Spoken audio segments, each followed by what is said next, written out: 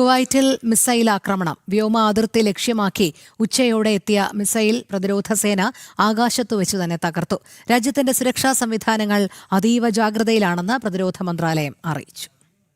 ദിവസം രാത്രിയിലുണ്ടായ ആക്രമണ ശ്രമത്തിന് പിന്നാലെയാണ് ഇന്ന് വീണ്ടും ഡ്രോൺ മിസൈൽ ആക്രമണങ്ങൾ റിപ്പോർട്ട് ചെയ്തിരിക്കുന്നത്. ഇന്നുച്ചയോടെ രാജ്യാതിർത്തി കടന്ന് വിവിധ ഭാഗങ്ങളിലായി മിസൈലുകൾ എത്തിയതോടെ പ്രതിരോധ സംവിധാനങ്ങൾ സജീവമാവുകയും മിസൈൽ വിജയകരമായി തടയുകയും ചെയ്തു. ആക്രമണ ശ്രമമുണ്ടായ ഉടൻ തന്നെ രാജ്യത്തെങ്ങും അപായ സൈറനുകൾ മുഴങ്ങിയിരുന്നു. മിസൈൽ തകർത്തതിനെ തുടർന്ന് അതിന്റെ അവശിഷ്ടങ്ങൾ പതിച്ച് നിലത്തുണ്ടായിരുന്ന ഒരു വാഹനത്തിന് നിസാര നാശനഷ്ടങ്ങൾ സംഭവിച്ചിട്ടുണ്ട്. എന്നാൽ മറ്റ് ആളപായങ്ങളോ വലിയ നാശനഷ്ടങ്ങളോ റിപ്പോർട്ട് ചെയ്തിട്ടില്ലെന്ന് പ്രതിരോധ മന്ത്രാലയ വക്താവ് കേണൽ സൗദ് അൽ അത്വാൻ പ്രസ്താവനയിൽ വ്യക്തമാക്കി.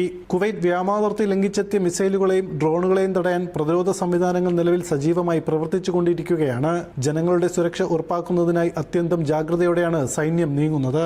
സാഹചര്യം സൂക്ഷ്മമായി നിരീക്ഷിച്ചു വരികയാണെന്നും സുരക്ഷാ അടിയന്തര വിഭാഗങ്ങൾ അതീവ ജാഗ്രതയിലാണെന്നും അധികൃതർ വ്യക്തമാക്കിയിട്ടുണ്ട്. ജനം, കുവൈറ്റ്.